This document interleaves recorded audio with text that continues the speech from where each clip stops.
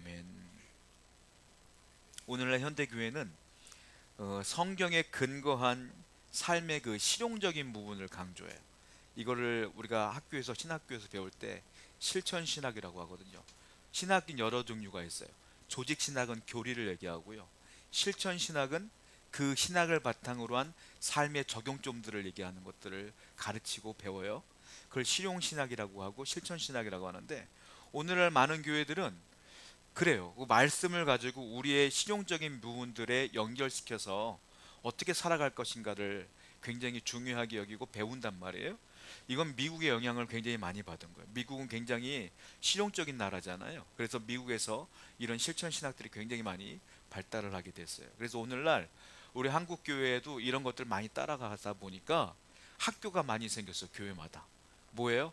어머니 학교, 아버지 학교, 리더십 학교, 그리고 부부 행복 학교, 뭐 이런 것들이 많이 생겼어요. 우리 교회도 몇몇 따라가기도 하고 하기도 하고 그러죠. 이게 뭐냐면 말씀 가운데에 가정적인 부분만 쏙 빼놔서 아버지 역할을 어떻게 할 것이냐, 실용적으로 이렇게 적용시키는 것들을 배우게 되는 거예요.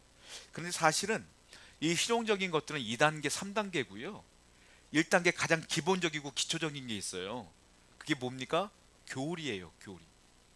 하나님 말씀이 뭐냐면 하나님 말씀이 곧 교리야. 하나님 말씀이 교리인 이유가 뭐냐면 하나님이 이거 해라, 이거 하지 말라, 이게 하나님 말씀이잖아요. 요걸 추려서 만든 게 교리예요. 믿는 사람들 이거 해야 돼, 이거 하지 말아야 돼. 그러니까 교리가 더 중요한 거예요. 사실은 교리를 알아야지 말씀대로만 살 수 있기 때문에 그래요. 제가 교수님들께 추천받은 책 중에 하나, 조직신학 가운데 루이스 벌코프가 쓴 조직신학이라는 책이 있었어요. 이게 20세기 나온 가장 중요하고 훌륭한 책 중에 하나이기 때문에 제가 지하철을 타고 가다가 20대 때 학교 다닐 때 읽었단 말이에요. 그런데 옆에 어떤 양복 입으신 노신사분이 앉아 계셨는데 힐끗힐끗 제 책을 쳐다보더라고. 조직신학은 일단 기본적으로 두꺼워. 이렇게 두꺼워 책이. 젊은 애가 그걸 읽으니까 이렇게 쳐다보시더라고요. 그러면서 조용히 저를 툭 치면서 얘기하시는 거예요. 아주 조용하게. 제가 장로입니다 그러는 거예요. 아, 그러세요? 그랬더니 좋은 얘기 할 줄 알았는데 나를 비난하는 거야. 뭐라고 말하냐면, 젊은 친구가 이런 책 읽으면 안 돼, 신앙이 없어져, 이러더라고요. 이거를 읽게 되면 하나님에 대한 은혜를 못 느껴. 그냥 간증집 이런 거 읽어.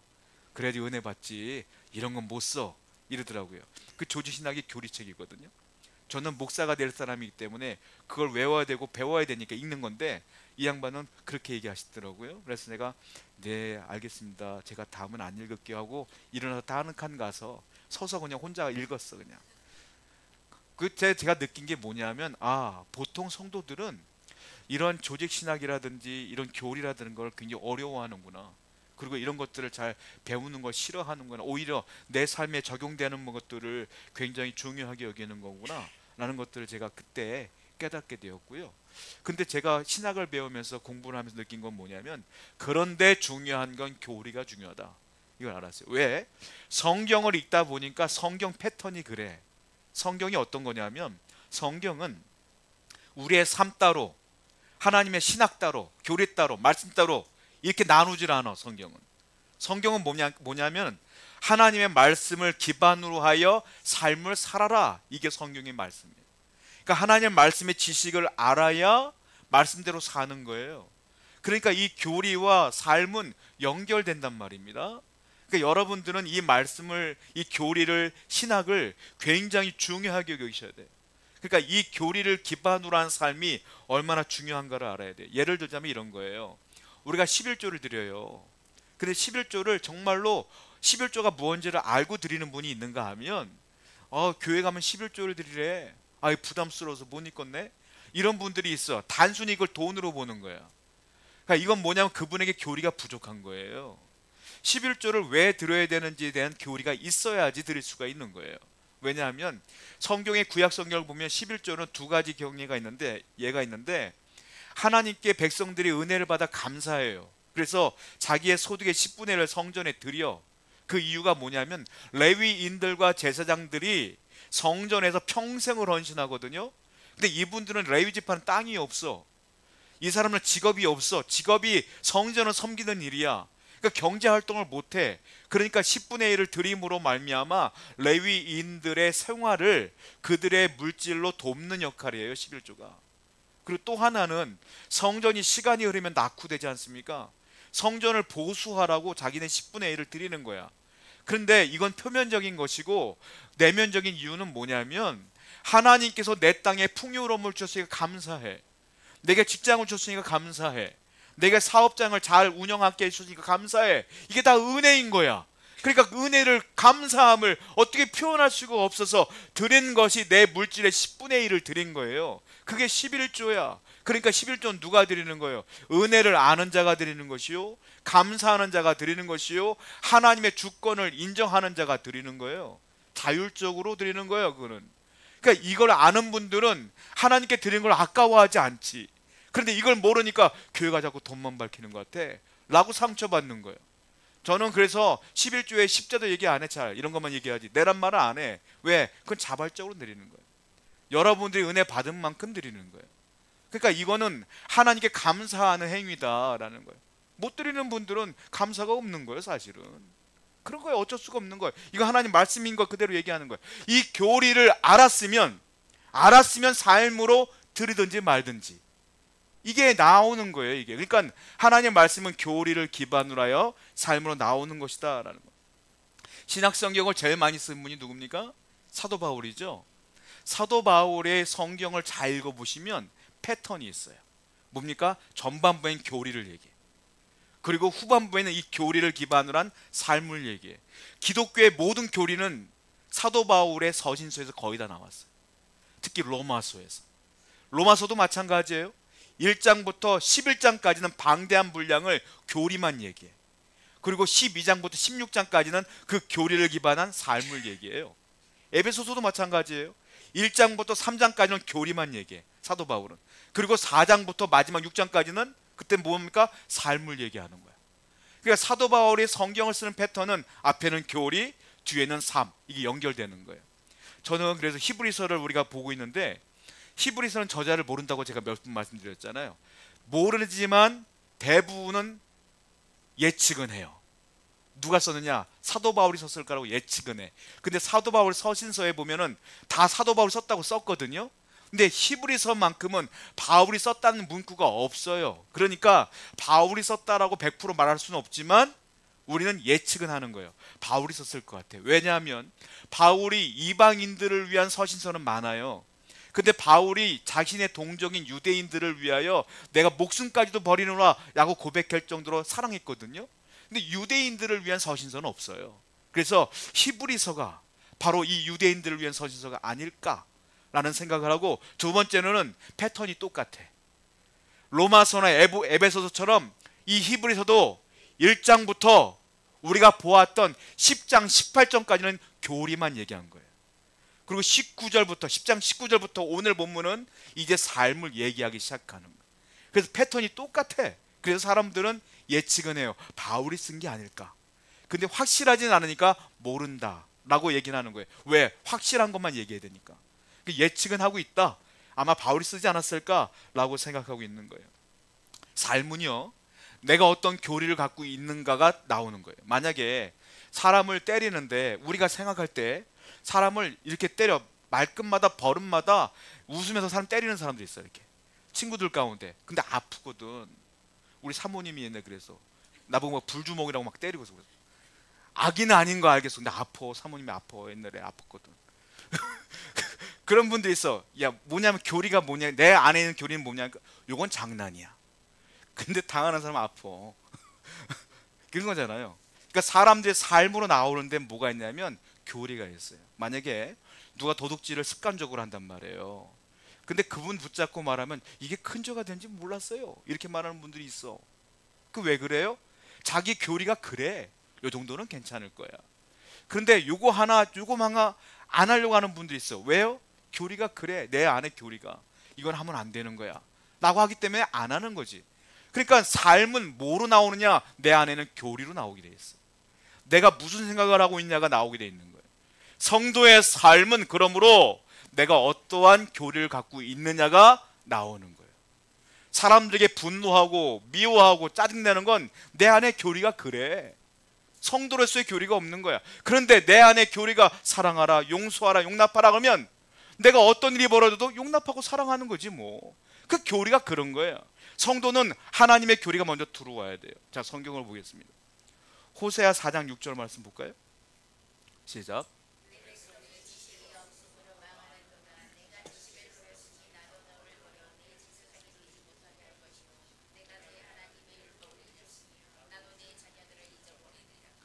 내 백성이 지식이 없음으로 망한대요. 지식이 뭔 줄 알아요? 성경의 말씀에 대한 교리가 없다는 거예요. 말씀에 대한 교리가 없으니까 망한다. 왜? 교리가 없으니까, 하나님 말씀이 없으니까 말씀대로 못 사는 거야. 내 맘대로 산다는 거죠. 그래서 망한다 이거예요. 내 안에 교리가 없어서 망한다. 또 하나, 호세아 8장 12절 볼까요? 시작.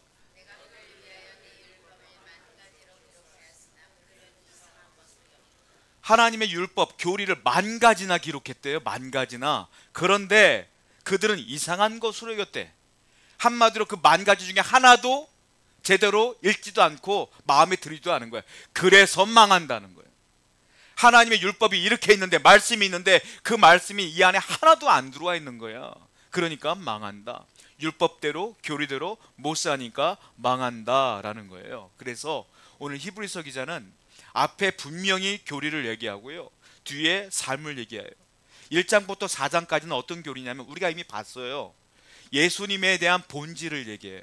예수님은 누구냐? 그분은 모세보다 우월한 분이다. 기억나시죠?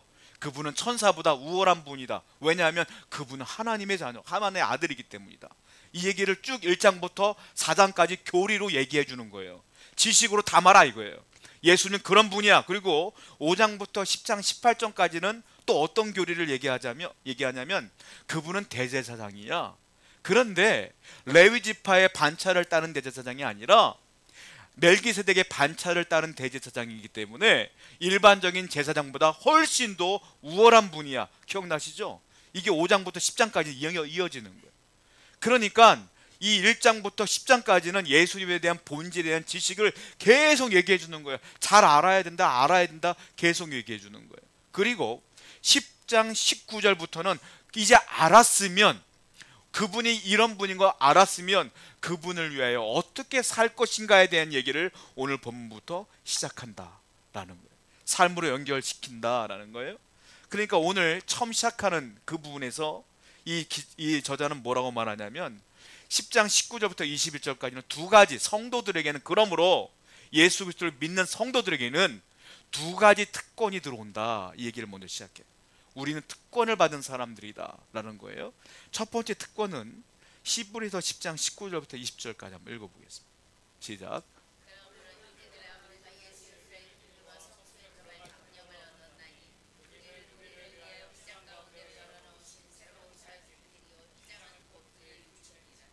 여기 맨 처음에 뭐라고 말합니까? 이제 너희들은 예수의 피를 힘입어서 성소에 들어갈 담력을 얻게 되었다. 이게 특권이라는 거예요. 성소에 들어갈 수 있게 되었다 이 얘기예요. 이 성소는 지성소를 얘기해요. 지성소는 누구만 들어가요? 대제사장만 1년에 몇 번? 한 번만 들어가는 곳이에요. 왜? 죄인들은 못 들어가. 그런데 이제 우리가 예수 그리스도의 피를 힘입어서 그분을 믿음으로 들어갈 담력을 얻게 되었다라고 말하고 있어요. 또 4장도 동일한 말을 하는데요. 4장 16절 시작. 그러므로 우리는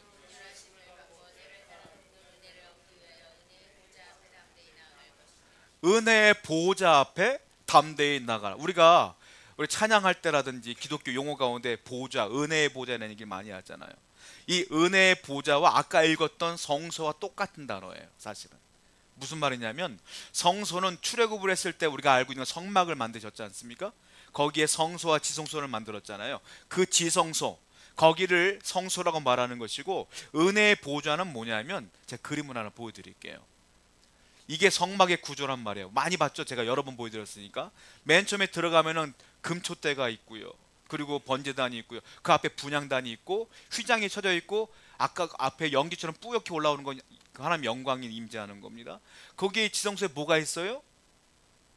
언약궤가 있는 거예요. 저게 언약궤예요. 거기에 아론의 쌍난 지팡이, 십자가 두 돌판, 만나 항아리가 들어있는 거 아닙니까?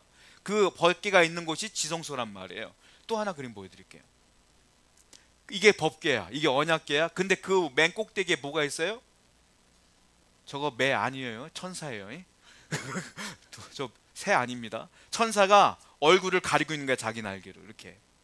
왜? 하나님 앞에 얼굴을 보일 수가 없으니까. 천사가 두 개가 딱 있잖아요. 그 뚜껑, 저 천사가 있는 뚜껑, 그걸 시은 자, 속죄소라고 말해. 그걸 또 다른 말로 뭐라고 말하냐? 은혜의 보좌라고 말해. 저게 은혜의 보좌예요. 네, 했습니다. 예. 이게 은혜의 보좌. 그러니까 성소와 은혜의 보좌의 공통점이 있어요. 무엇이냐? 하나님이 임재하는 곳, 이 뜻이에요. 그런데 우리가 죄인인데 하나님의 은혜의 보좌에 나갈 수가 없거든요. 원래 죄인이라. 그런데 예수님의 피를 힘입어서 이제 하나님의 은혜의 보좌에 나갈 수 있게 되었다. 이건 아무나 못 간다. 우리 성도들만에 주신 하나님의 은혜가 있다. 여러분, 하나님을 이제는 뭐 할 수 있다? 만날 수 있단 말이에요. 하나님을 정면에서 볼 수 있다는 거예요. 이제 하나님을 정면에서 본 사람이 없어요. 모세요?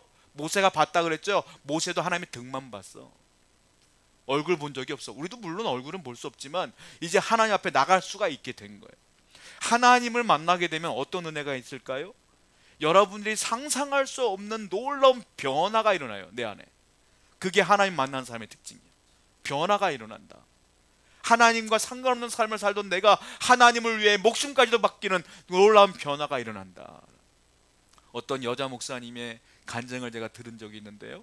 그분이 집사님이실 때 교회를 나갔더니 하나님을 만나라 이런 얘기를 너무 많이 하는 거예요. 그러니까 자기는 어떻게 하면 하나님 만날까 고민하던 차에 목사님을 찾아갔어요. 목사님이 그렇게 말씀하세요. 그러면 말씀을 한번 읽어보세요. 성경을 읽어보세요. 거기서 하나님을 만날 수 있습니다 라고 얘기했어요. 저 같아도 아마 그렇게 얘기했을 것 같아요. 성경 한번 읽어보시고 많이 들어보세요 했을 것 같아요. 근데 이분이요, 성경을 1년에 10독씩을 한 거예요. 그러니까 4년 동안 40독을 하셨어요. 그런데도 자기는 하나님 만난 느낌이 안 드는 거야. 그리고 또 목사님을 찾아갔더니 목사님이 이번에는 그럼 예배란 예배를 한번 잘 들어보세요. 예배 가운데 하나님 역사하시니까 얘기했더니 이분이요, 새벽기도, 저녁기도, 수요 예배, 금요 예배, 예배란 예배를 다 간 거야. 그런데 가정에 분란이 일어났어요. 남편과 사이가 안 좋아졌어. 왜? 남편이 넌 교회에 목숨 거냐? 나는 상관도 안 하냐? 하고 가정에 소홀히 하게 된 거야. 그러니까 남편과 관계가 안 좋아져서 별거하게 돼요. 남편이 이 아내를 쫓아내버렸어. 그래서 이분이 어디로 갈까 하다가 기도원으로 간 거야. 기도원을 가서 자기가 너무 마음이 아프고 괴로우니까 울며 기도하다가 어느 순간 성령이 임재하시면서 그가 죄인인 걸 깨달아요. 이분이 내가 남편한테 너무 함부로 했구나. 내가 남편을 사랑하지 않았구나. 그때부터 시작하여 하나님 앞에 내가 죄인인 것이 너무 발가벗겨지는 것처럼 깨닫게 되는 거야.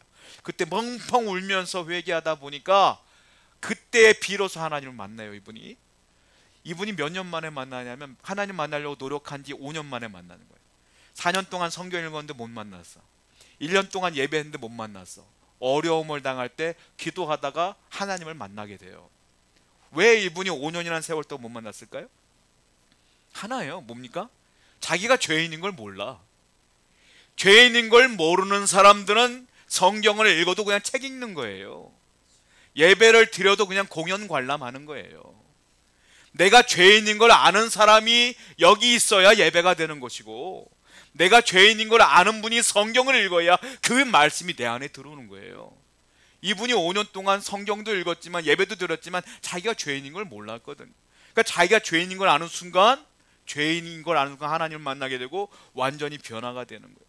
여러분, 이걸 아셔야 돼요. 하나님을 누가 만나느냐? 하나님은, 의인은 절대로 하나님을 만날 수가 없어요.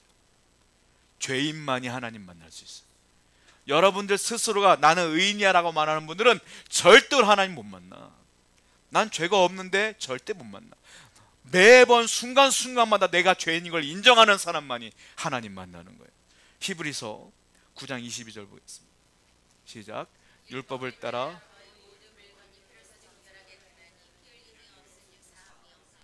피 흘림이 없은즉 사함이 없다. 무슨 말이에요? 예수님이 왜 죽었어요? 죄인인 나를 위해 돌아가신 거예요. 그 죄인인 나를 내가 인정하고 그 예수를 믿을 때만이 사함이 있느니라. 그래야 죄 용서받고, 그래야 죄 용서받은 상태에서 하나님 만날 수 있는 거예요. 죄인은 절대로 하나님 만날 수가 없잖아요. 그러니까 그제서야 만날 수가 있다는 거예요. 히브리서 10장 20절 말씀 보겠습니다. 시작. 그 길은 우리를 위하여 휘장 가운데로 열어놓으신 새로운 살 길이라. 휘장이 갈라졌어요. 휘장이, 우리가 알고 있는 것처럼 예수님 돌아가실 때 휘장이 찢어졌어요.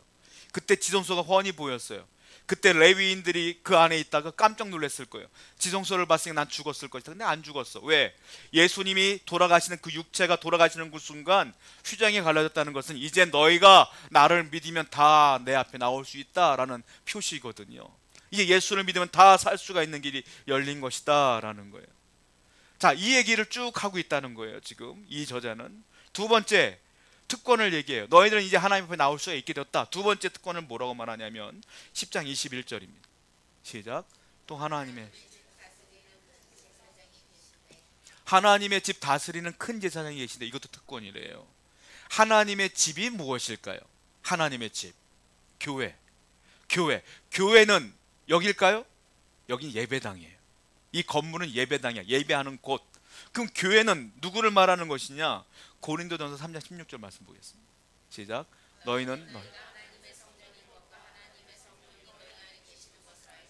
누가 성전이에요? 내가 성전이야. 왜 내가 성전이에요? 성령이 내 안에 머물고 계시니까. 하나님이 거하는 곳이 지성소예요. 하나님이 내 안에 거하시면 여기가 지성소야. 여기가 성전이라고요. 내가 성전이야. 그러니까 하나님의 집에 누가 계신다고? 제사장이, 다스리는 제사장이 계시대. 즉 내 안에 누가 계시는 거예요? 예수님이 계시는 거야. 제사장이 계시는 거야. 그분이 내 안에 계신다. 이 얘기를 지금 하고 있는 거예요. 이게 특권이라. 죄 없는 자, 예수 그리스도를 믿는 자에게 주시는 특권이라. 또 봐요. 고린도후서 6장 16절. 시작. 어찌 일치가 되리요? 우리는 살아계신 하나님의 성전이라.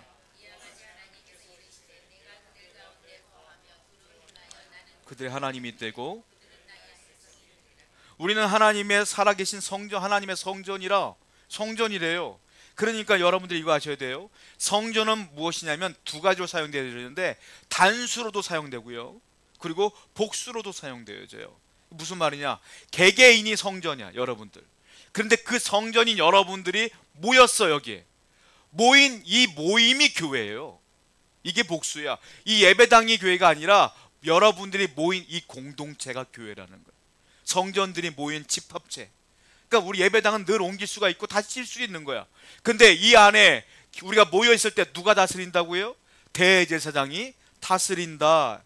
그러니까 교회에 오시면 목사도 함부로 할 수 없어. 교회를, 목사도 성도들에게 함부로 말할 수 없어.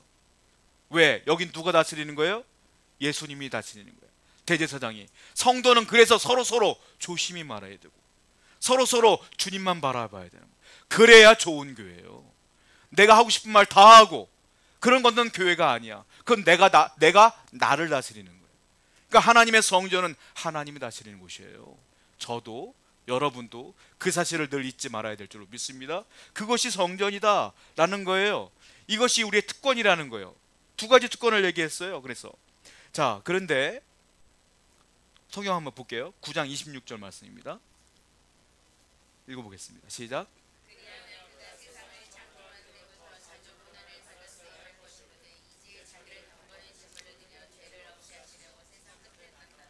자, 성전은 주님이 다스리는 대제사장이 계신다 그랬잖아요. 근데 히브리서가요, 유일하게 예수님을 설명할 때에 제사장 직분으로 언급한 책이 히브리서예요. 유일하게 예수님을 제사장이라고 칭한 성경이 유일하게 히브리서인데, 오늘 보니까 주님이 우리의 제사장이 되었다는 게 어떤 의미냐면, 첫 번째로 이게 뭐라고 했어요? 그분이 단번에 제물로 드려서 우리의 죄를 없이 하려고 했다, 이 말이에요. 자, 주님이 내 제사장이 했다는 게 어떤 거냐면 내 죄를 위하여 희생제물이 되셨다, 이 얘기를 하고 있는 거예요. 그러니까 두 번째로는 또 뭡니까? 자, 7장 25절 볼게요. 시작. 그러므로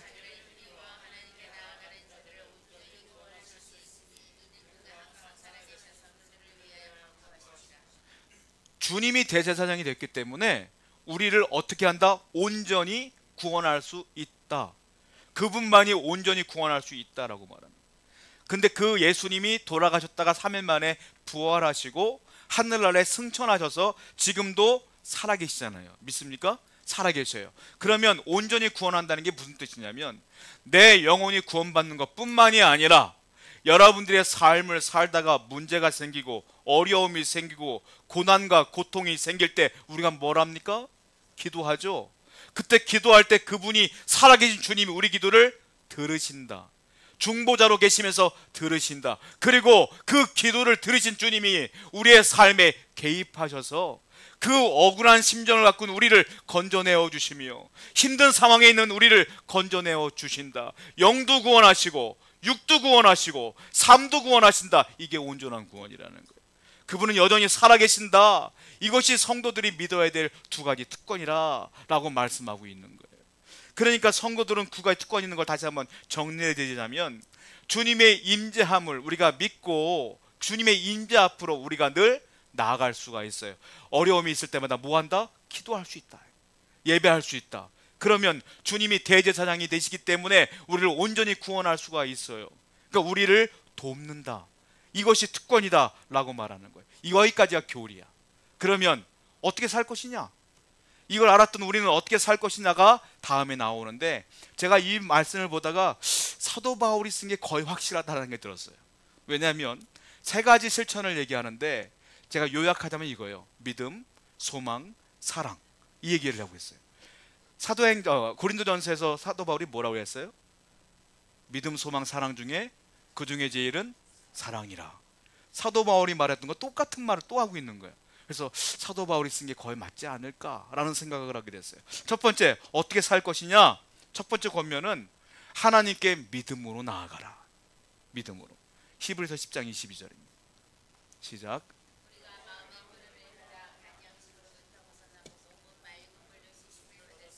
참마음과 온전한 믿음으로 하나님께 매일매일 나아가라. 특권이 있잖아요. 하나님 임재 앞에 나갈 수 있는 특권이 생겼잖아. 그러면 1년에 한 번만 오지 말고 매일매일의 삶 속에 하나님께 믿음으로 나아가라. 이 얘기를 좀 하고 있어요. 이제 니들은 나갈 수 있잖아. 이제 하나님께 나아가라. 어떻게 나아갈까요? 말씀과 기도로 나아가는 거예요. 여러분들이 언제 말씀을 들으세요? 어떤 분들은 일주일에 한 번만 주일 예배 따고 가서 듣는 분들 있죠. 언제 기도하세요? 문제가 생길 때마다 이건 기도해야 될 것 같아 라고 문제가 생길 때마다 1년에 한 1분기에 한 번씩 기도하시나? 그렇게 기도할 때가 있어요. 이런 신앙을 우린 뭐라고 말하는지 아세요? 우황청심한 신앙이라고 해요. 하나씩 뭔가 급할 때마다. 그러지 말라 이거예요. 그러지 말라. 이제 하나님께 나아갈 수가 있는 특권이 있는데 매일매일 말씀으로 매일매일 기도로 하나님께 나아가라. 이게 우리가 성도가 살아가야 되는 삶의 방식이다라는 건데, 그런데 하나님께 나아갈 수 있는 사람이 누가 나아갈 수 있겠어요? 22절 한번 다시 한번 읽어볼까요? 읽어보겠습니다. 시작.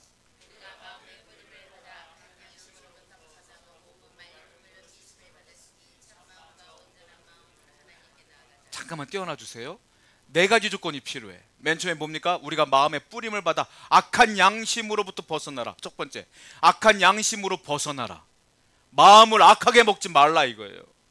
마음이 악한 사람은 하나님께 나갈 수가 없어. 선하고 착한 마음으로 나가야지. 하나님은 죄를 싫어하잖아요. 그럼 못 나가. 아무리 특권이 있어도 네 영혼이, 네 마음이 악한 마음이 있으면 어떻게 나갈 수 있겠냐. 두 번째, 몸은 맑은 물로 씻음을 받아라. 이건 세례를 말해요. 구원의 확신을 가지라 이거예요. 세례는 구원의 증표 아닙니까? 구원이 흔들리는데 어떻게 나갈 수 있겠냐는 거예요. 너는 구원받은 것을 확신을 갖고 나가라. 참 마음으로 나가라. 참 마음. 참 마음이 뭐예요? 예배할 때 신령과 진정으로 정말 하나님을 사랑하는 진실된 마음으로 예배하라. 예배하면 앉아서 지겹다, 싫다, 귀찮다, 언제 끝나냐, 이건 참 마음이 아니라는 거예요. 그런 사람들만이 받아들일 수 있다는 거예요. 또 온전한 믿음으로 나아가라. 뭡니까? 주님이 내 기도를 들어주실 거야. 분명히 역사하실 거야. 이런 확실한 믿음으로 나아갈 때에 하나님이 우리의 마음 가운데 역사하신다. 이 네 가지 조건을 같이 충족하여 믿음으로 나아가라 라고 말하고 있는 거예요. 둘째 권면은 10장 23절 말씀입니다. 시작.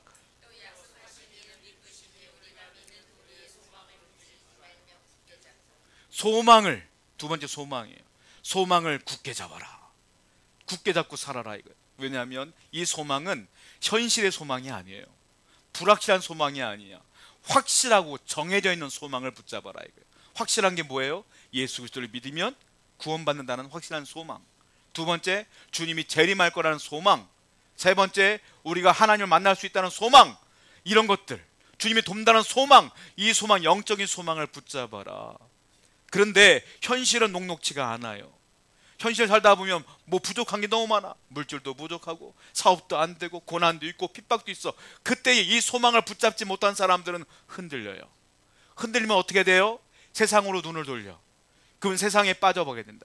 그러면 주님과 상관없는 자가 되니까 그러거나 말거나 너희들은 확실한 소망을 붙들고, 영적인 소망을 붙들고 사는 것이 성도다 라고 얘기하고 있다라는. 세 번째는 뭡니까? 사랑이에요. 히브리서 10장 24절부터 25절입니다. 시작. 서로를 사랑과 선행을 공유하며 우리를 대하는 어떤 사람들의 시장과 같이 하지 말고 오직 전하여 그들에게 가까움을 볼수록 24절에 핵심이 있습니다. 사랑과 선행을 뭐라고요? 초점은 뭐냐면은 사랑과 선행을 하라가 아니에요. 사랑과 선행을 하며 이렇게 아니에요. 뭐라고 했어요? 사랑과 선행을 격려하라. 왠지 아십니까? 저나 여러분들은 죄인이라 끝까지 사랑을 못해요. 처음엔 좋았다가도 사랑했다가도 시간이 흐르면 뭐가 못마땅하면 싫어져. 그게 사람이요. 그게 인간이라. 그러니까 성경 뭐라고 했어요? 사랑과 선행을 격려하며 살라. 격려하며. 무슨 말이겠습니까? 나 혼자 끙끙 앓지 말고 교회 공동체 안에서 누가 사랑을 하다가 누가 또 싫은 짓을 하고 미워하면 서로 누군가는 또 격려해 주는 거야. 야, 그러면 안 돼. 하나님 말씀에 사랑하라고 했잖아. 참으라고 했잖아. 격려하라. 그럼 그 사람이 또 일어나는 거야. 또 이번에 이 사람이 그러네. 이 사람이 또 미워하고 쓰러지네. 그럼 또 다 같이 들려붙는 거야. 또 격려하는 거야. 이렇게 평생을 살라 이거. 왜? 사람 혼자는 사랑을 못해. 끝까지 죄인이기 때문에. 성경에 뭐라고 하셨어요? 누가 어떤 사람이 누구에게, 다른 사람에게 분노를 일으키거나 미움을 일으키거나 속상함을 일으키면 뭐라고 했어요? 연자맷돌을 목에 매달고 바다에 들어가라 그랬어요. 형제를 마음 아프게 하는 사람은 연자맷돌을 메고 들어가라. 왠 줄 아십니까? 나중에 하나님께 심판받을 때에 그거 하나님 안 넘어간다는 거예요. 한 영혼을 그렇게 미워해서 죽이면 하나님 마지막 심판 때 안 놔둔다는 거예요. 차라리 지금 죽는 게 나아 이거예요. 차라리. 그만큼 심각한 거라는 거예요. 이거는. 그러니까 뭐라 하는 거예요? 오늘 본문에서. 그러니까 사랑을 격려해라. 사랑을 못하는 사람을 또 격려해라. 선행을 격려해라. 그리할 때 성도다운 삶을 살고 교회 닮은 삶을 살게 되는 것이다 말이에요. 믿음, 소망, 사랑. 믿음으로 주님께 나아가세요. 어려워도 힘들어도 소망을 붙드세요. 그리고 사랑을 격려하며 사랑하는 우리 모든 성도 되기를 축원드립니다. 기도하겠습니다.